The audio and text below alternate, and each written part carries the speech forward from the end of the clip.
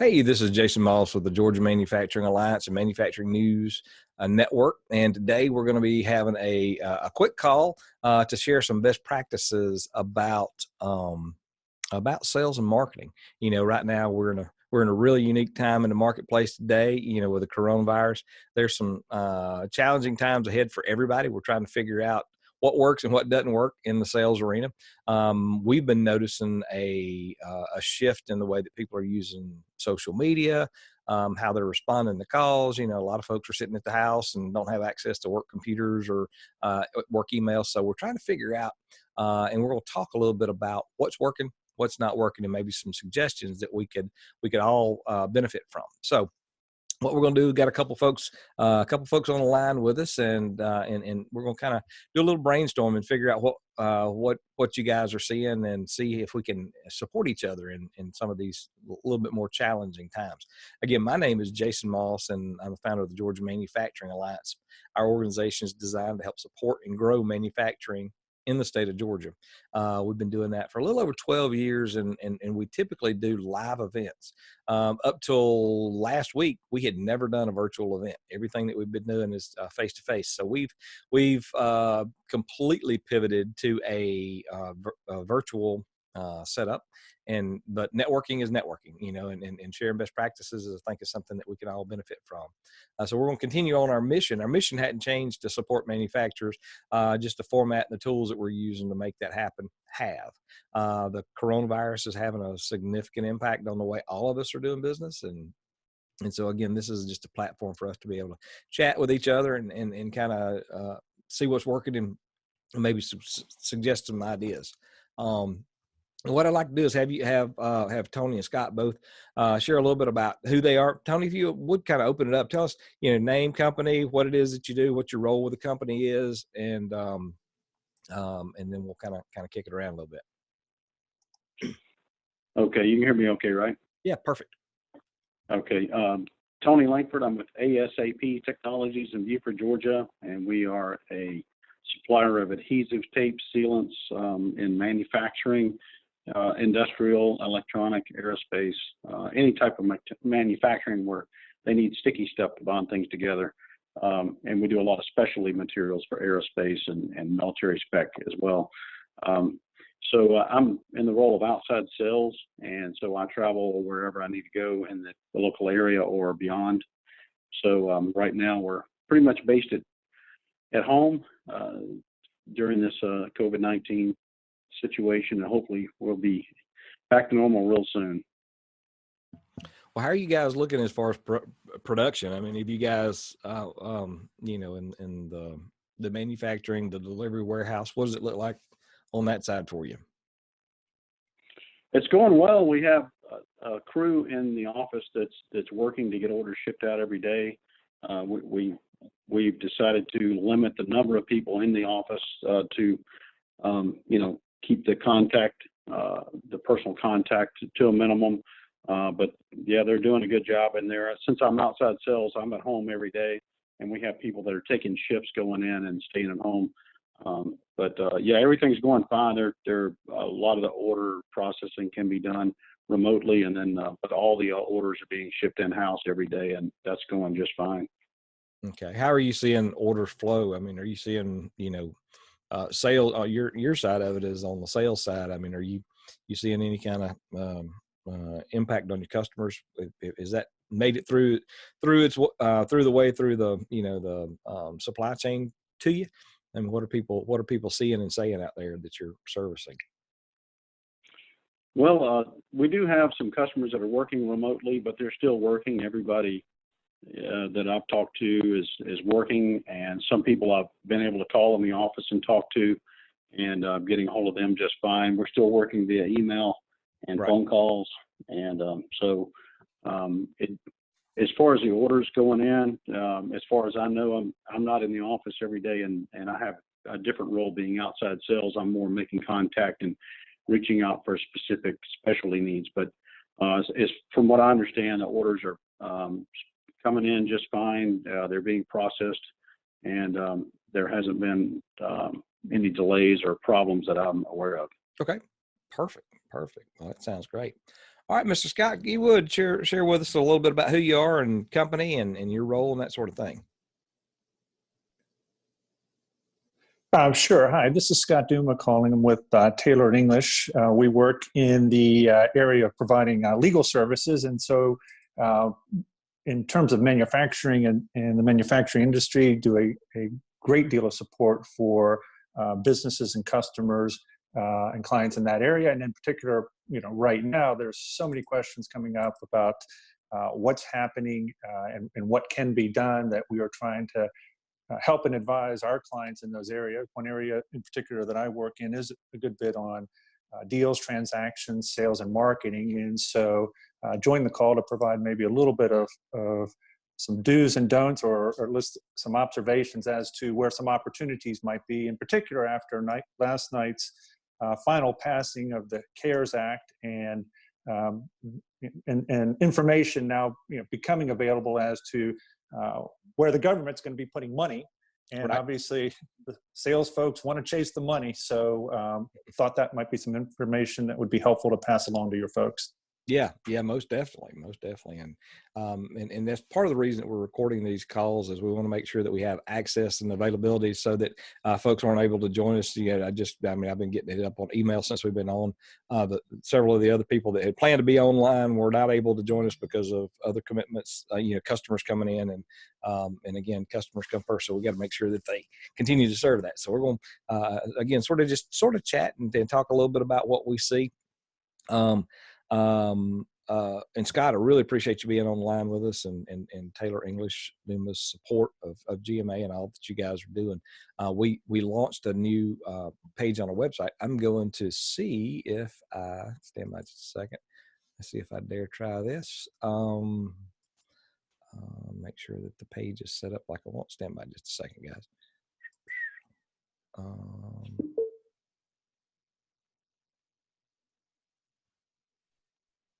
Resources, stand by. I'm looking to see if we got that up and running yet. We're building a new page on the site, a resources tab for, stand by just a second, make sure we got that. And it's not quite linked to the right page yet, but we're soon to have a web page listed where Taylor English has been so gracious as to provide us a list of articles and information that is really pertinent to what's going on in the manufacturing space.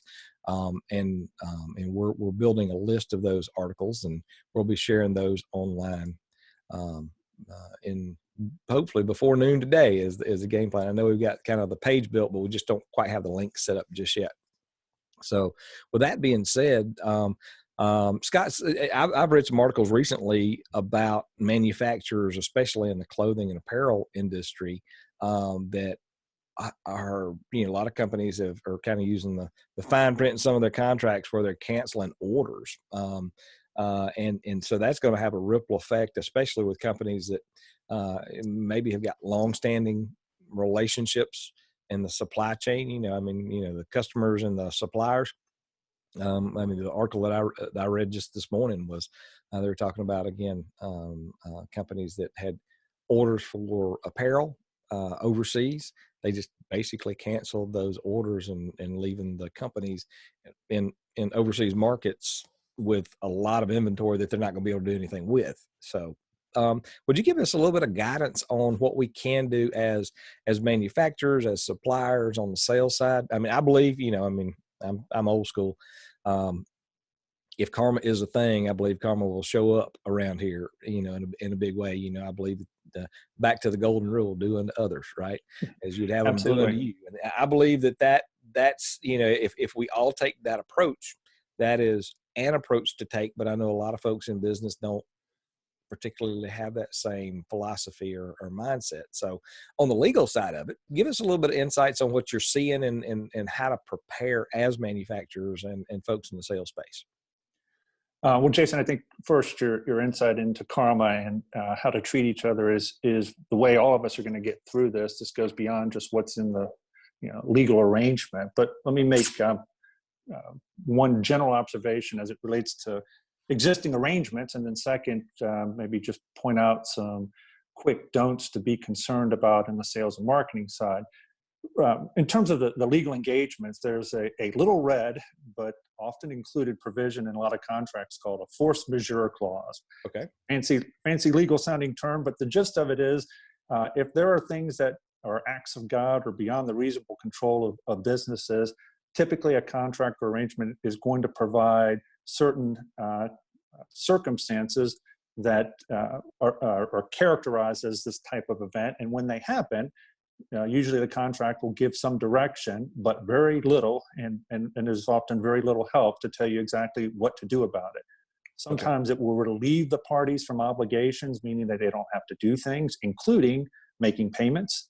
In other instances, it could have the ability to allow orders to be terminated or contracts or arrangements to be terminated.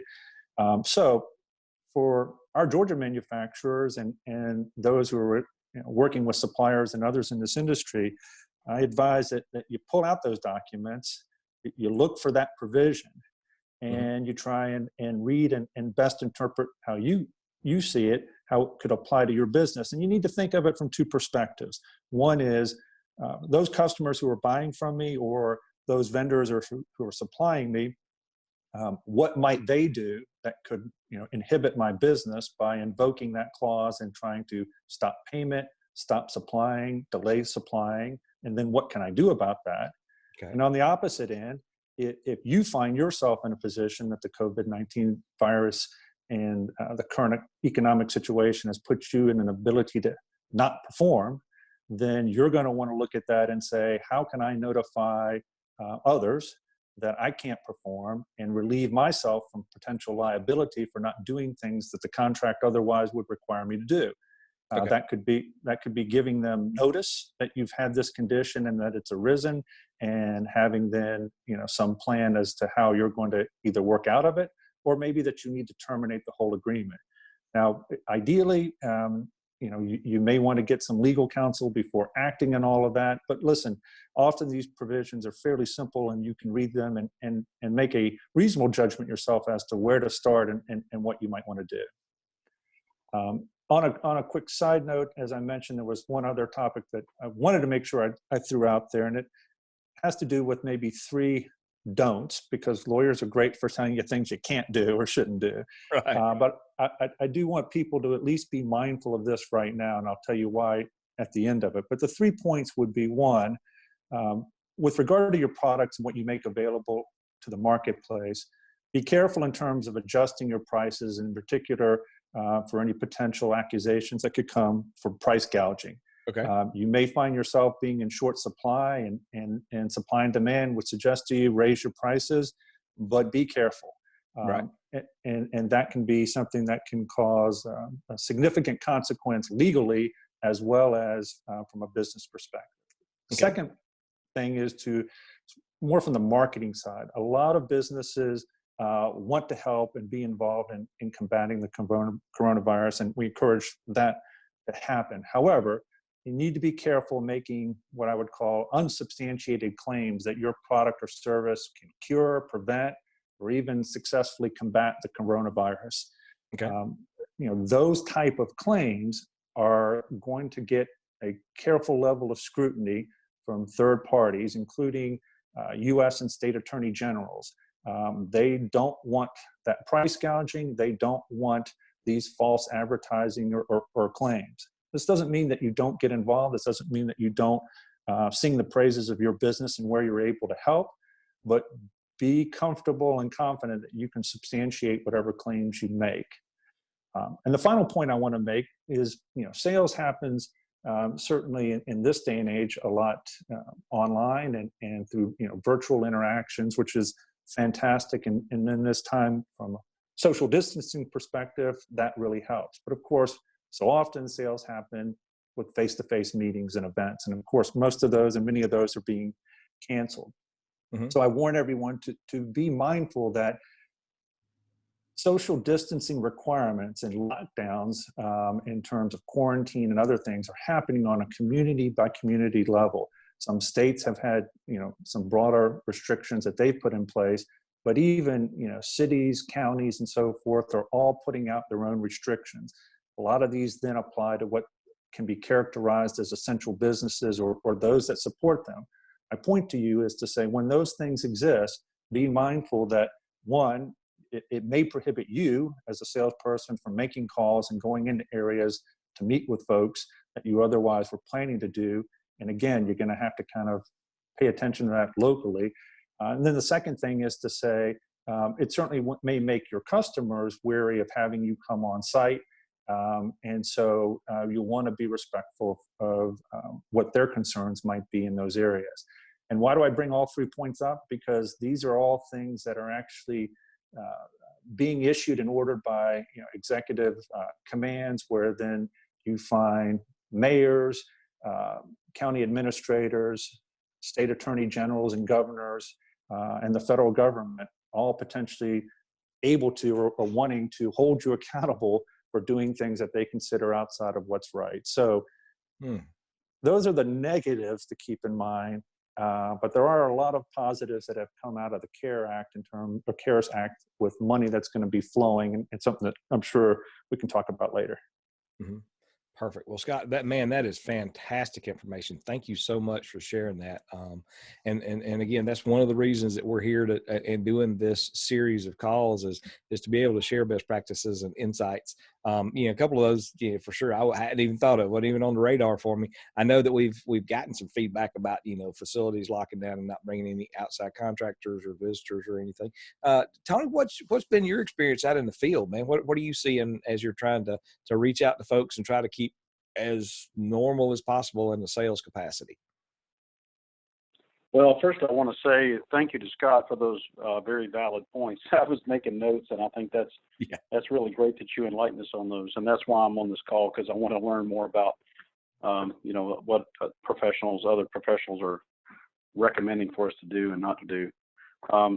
But as far as sales, my boss has always had a policy. He has always told me, if you don't feel 100%, stay home, because long before the coronavirus thing, because I can do a lot of work from home, and so if I'm not 100%, he doesn't want me out around other people in the office, in our office, or customers' offices. So he's always been very careful to caution me about that. So I think it's been really great for him to have that mental thought on protecting everyone and being respectful, like Scott was saying, being respectful of their comfort level in their personal environment.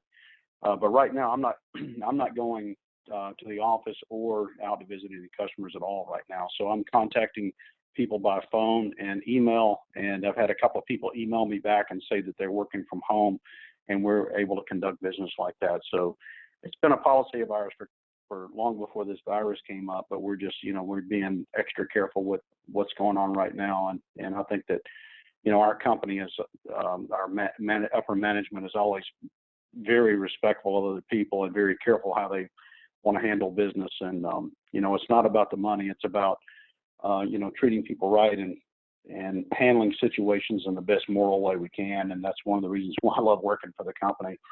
So it's been a policy that we've been practicing for a while, and it's worked well. And now, we've got a great IT team, and we've got people set up to work from home, and it's totally transparent to our customers. They don't know if they're in the office or at home, because they're handling it in such a professional way. Right. And I mean, and we've been seeing, Tony, I really appreciate you sharing that insight. I don't know I've ever seen you not 100%, so I'm just accustomed to seeing you on your game. So, well, I appreciate that. So I see now that it's filtered. So that explains it. That explains a lot. So, but I mean, and we have been, we are in the live events business, and basically we've had to build a virtual business from the ground up in the past 3 weeks, because everybody that we were scheduled to go see, and we had a full schedule laid out for plant tours and networking events, and people started getting a little cautious about it. Fortunately, we've had about an 8-week run time trying to prepare. I threw it in my crew and said, "Hey guys, what if?" And they thought I had lost my mind, that I was talking a what if scenario of what if Lawrenceville was shut down, what would you do? My son works with me a little bit in the marketing side. He said, man, I just sit at the house and watch YouTube all day. And I'm like, well, anytime there's a challenge out there, there's often an opportunity that's attached to it. And our goal, our commitment is to continue to serve the manufacturers any way that we can. And hopefully these tools and these calls are going to be beneficial and solid resources for people to plug into. We've, again, and I'm be super transparent on this call, but we've looked at the model that we initially established to have a subscription-based informational roundtables. We're finding that some of the companies, even on a $10 expense or $20 expense, some of the companies are really locking people down and having to get justification for any spend or any expense. So there's likely going to be some changes for next week. There's probably still going to be a registration process so we can kind of limit and qualify the folks that are going to be on the calls. But we're probably, I've got 2 companies that have stepped up that have expressed an interest in sponsoring the Roundtable series. And if they do, what that does is financially allows us to continue to be able to serve this way without as much, stress on our resources internally. So we're looking at that. We'll see kind of how that shakes out. But the open calls that we've got on Monday and Tuesday, we got one as a town hall where we're bringing all the latest information to the table, specifically for manufacturers in the state of Georgia. And then we've got a task force call as well for people that want to contribute and get involved in the support and this war on the coronavirus. So the governor's team reached out to me last week, right after earlier this week, it seems like forever long ago, but right after we announced the task force and we started gathering data for the resources that were available throughout the state. They reached out to us and, asked if we could help support them in their launch of their data gathering webpage. So that's available now. We have recently launched, and guys, I'm going to flip over real quick just so you'll be able to see what's on here. Hold on, I'm going to flip the page here. Share this. So if you're not super familiar, actually, I'm going to change it over to this one. This one's cleaner. If you're not super familiar with the webpage, I'm going to just give you a couple little tidbits. Most everything that we're doing around the corona is based on our news page. On this news page, we've got a new tool that's called Breaking News. As we get information in, this is the things that where we're going to be plugging that data in. This is the Department of Labor, how you work through that, identifying, if you are a part of the critical infrastructure, companies have been calling, asking about that. And then this is for the task force.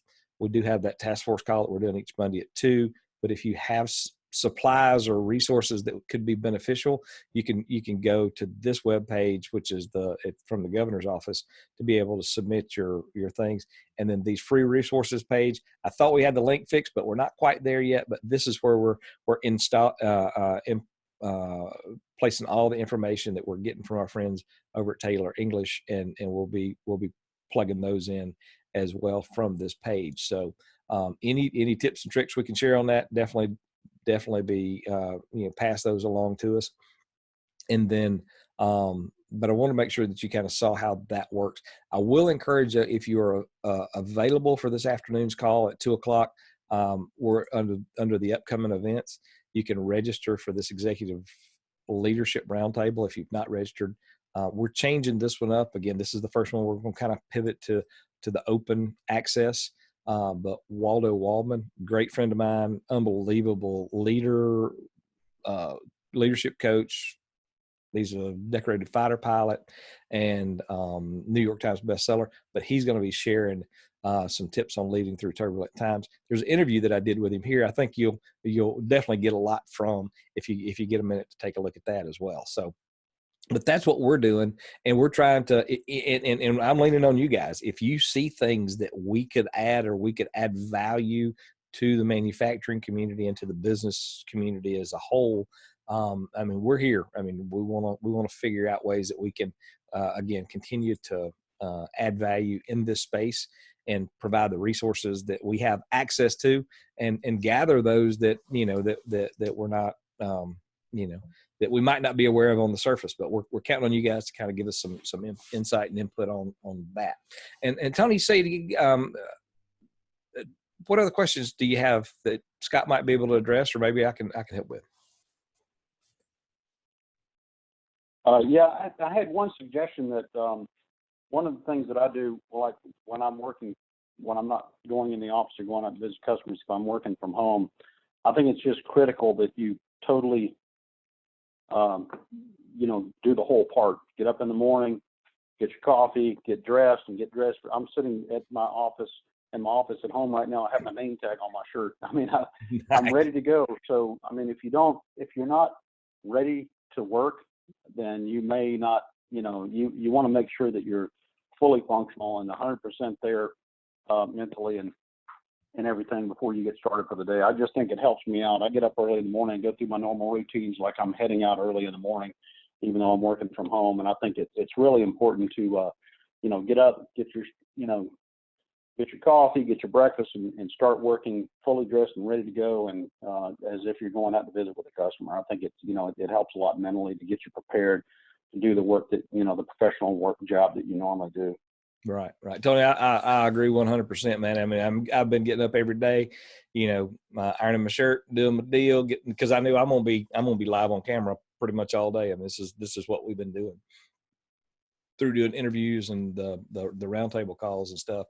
And it's a lot of folks that I've been reaching out to have been, hanging out in their pajamas all day, and you can tell just by listening to them where their mental state is. And we pray that this goes past quickly, but I agree. I mean, the more that we can stick to the norm, and now what we've done internally as a team is we've got a 8 a.m. Zoom call, so we can figure out who's in the bed and who's not, right? So our team gets together at 8 o'clock, and then 11:30 we get together for a lunch, a Zoom lunch, and then we do a Zoom wrap up at 5 o'clock to kind of recap what we've done. And we do, we know that things may change pretty dramatically if there's a state lockdown, as far as shelter in place or restricted travel. And again, we don't have any official inside information about any changes, but if Governor Kemp's got a press conference this afternoon at 8 o'clock this evening, and he's getting a ton of pressure. So far, he has been very clear that he didn't want to do and has not. Doesn't have any intentions of doing a statewide lockdown, but he's getting a lot of pressure from a lot of different directions, and that if that were to come to pass, either that or President Trump comes in and says it's a nationwide shelter in place, that's a different game. And so and Scott, do you have any insights or recommendations on companies that have got to go through the force majeure? I know you had mentioned, but does that up at a level in contracts and relationships if there is a statewide declared emergency? Well, the challenge with this is that all of these arrangements are creatures of contract, meaning that it's the specific words in the specific contract that are going to matter. Some contracts were well drafted in the sense that they anticipated maybe a national emergency or state or local emergency, even in some instances, things like a pandemic. So in those instances, you're in a position where the language really helps you. And others, there's just maybe general catch-alls that, say things beyond your reasonable control. And I think in those instances where you have national emergencies and state and lockdowns and shelter-in-place orders, those are all going to help facilitate that. Okay. Beyond the contract, there are going to be areas of the law that will facilitate that, and I think certainly most courts, judges, and so forth are going to be very lenient if you actually go so far as to get into a legal dispute. But hopefully all of you have arrangements with your customers and vendors that they're going to be understanding in these situations, and that together you're going to work out a business solution and not need a legal one to get at things. One thing I do want to add, you did bring up Jason, the idea of a statewide shelter-in-place order, and I just want to go back and reemphasize that on a local level, this is happening. So, for example, Cobb County had issued here in the Metro Atlanta area shelter-in-place order and restriction that applied to essential businesses. DeKalb County, on the other hand, had a voluntary shelter in place order that they put out. Obviously, there's a very different way each of us can interpret what voluntary means versus an actual order. And so that's why I just caution folks as you're traveling around the state or outside of the state to just be aware of what those orders might be wherever you might want to go or need to go. Okay. That's a great point, Scott. I definitely appreciate that. And that's one of the things that, just bringing it to the surface. What are the impacts? And it's going to be interesting to see how each of us, weather the storm. And there's going to be tough times ahead for a lot of us. And,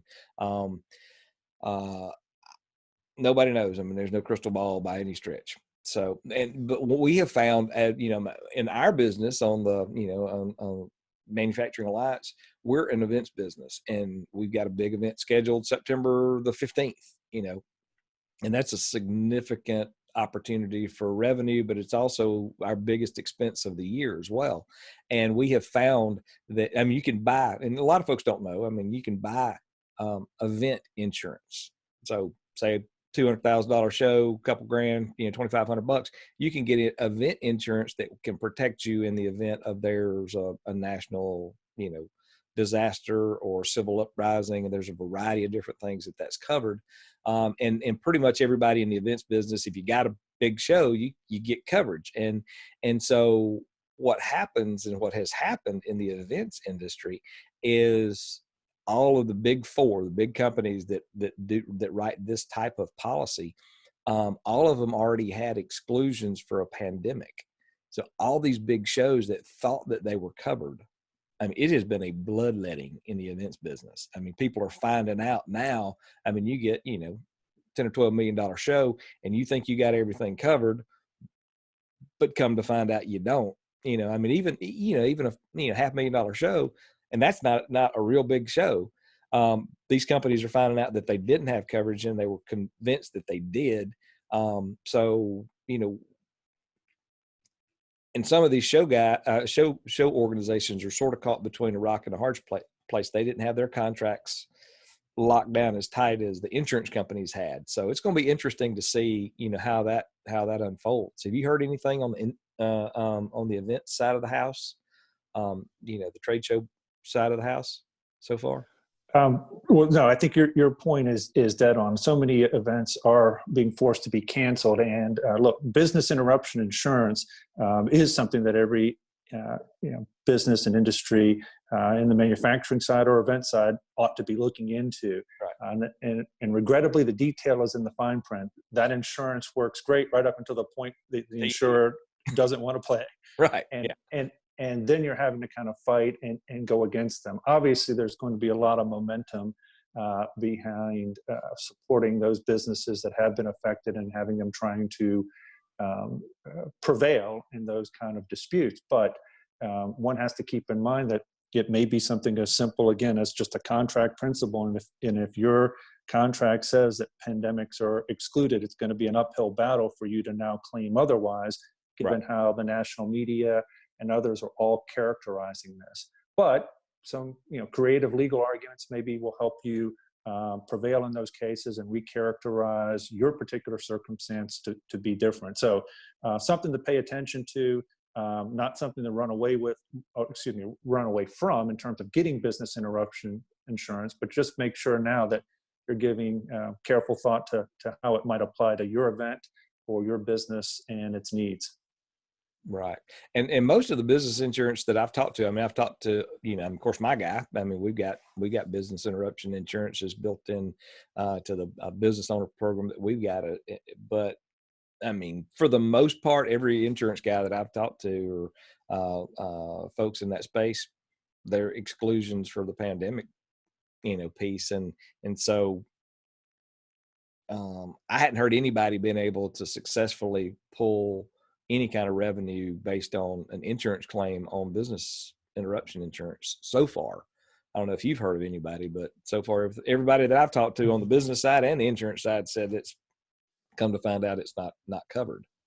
Yeah, so and I think that is going to be a common occurrence in terms of what you find. But again, I think that it's going to be something that it's too early to tell as to whether folks will be successful in challenging or prevailing on those provisions.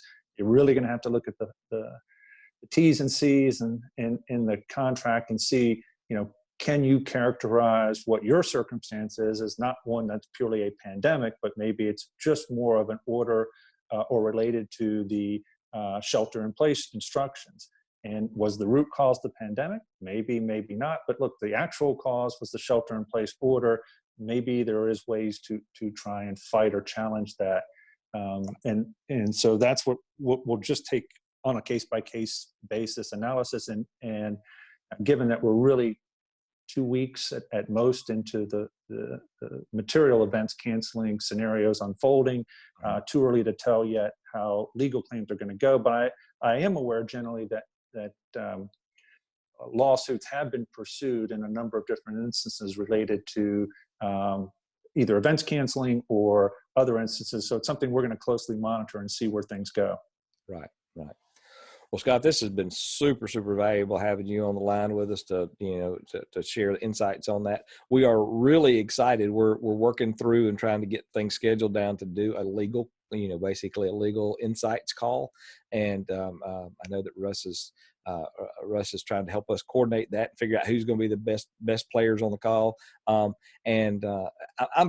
again thrilled and appreciative of your guys' membership, support, and sponsorship in GMA, and more importantly, your commitment and willingness to share on calls like this, because I think this is going to help put a lot of people at ease and give them some things to work through and work with, some tangible information. So that's a huge ad for us, guys. Sure appreciate that.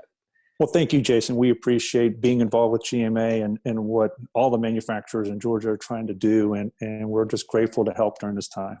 Yeah, perfect. Well, thanks a bunch, Scott. All right, Tony, do you have anything else? Any other questions or any other stuff you'd like to add before we wrap this call up? The only thing when you mentioned about the what if situation, if there's a statewide lockdown or whatever, I'm interested in future calls like this as things develop, like Governor Kemp's his address tonight, those type things. When things come up, it will be nice to know what other professionals are saying about it and what what kind of suggestions they have. And I just want to thank you very much, Jason, and also you, Scott, for all the information. I made a lot of notes. I'm going to share them within my organization, and I appreciate your time and all this information very much. Perfect. Thanks, Tony. I appreciate that. And you kind of already did your favorite part of the call, it sounds like. And Scott, as we do these, as we do live events and all these calls, what we always do is ask folks, what was their favorite part about the information or the event that we hosted. So what's your takeaway today, Scott?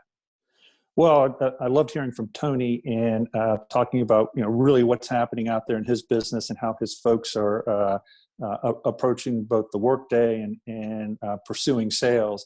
And, I took to heart the comment that he shared about if you're not 100%, don't get out there. And yet a lot of us are being asked to do that right now. So I know maybe folks aren't feeling 100%, but they're given 110, and that's great to know. Yeah, no doubt. I appreciate that. Appreciate that for sure. Okay, guys. Well, with that, what we're going to do is we're going to wrap this call up. I'll archive the call. It'll be available on the subscriber side. We've actually got a page set up for that. We may end up making these available for the general membership as well. So we're trying to retool. We got to make sure that we're providing the right information and we're providing it to the right people that are engaged.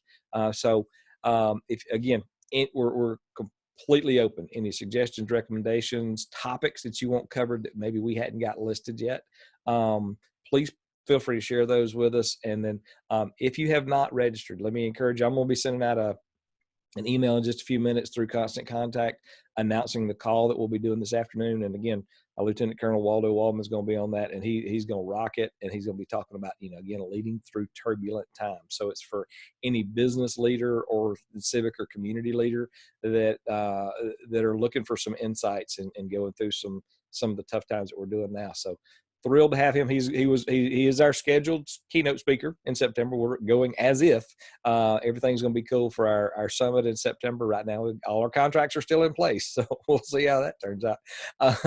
But he was gracious enough to share some time with us today. So feel free to share that with anybody in your organization or any other manufacturers that you're currently working with. This is just a value add that you can share with them. Doesn't cost them a thing, but I think they'll get a lot of value from the call today at 2 as well. And then we've got calls lined up for Monday at 10 and at 2. The Monday call is going to be a roundtable. And actually, it's going to be the town hall. So we'll be bringing in key leaders that can share insights on what's going on, because I think there's going to be a lot of changes between now and Monday. And then Monday afternoon is the town hall. One other thing is we do have a Fun Friday.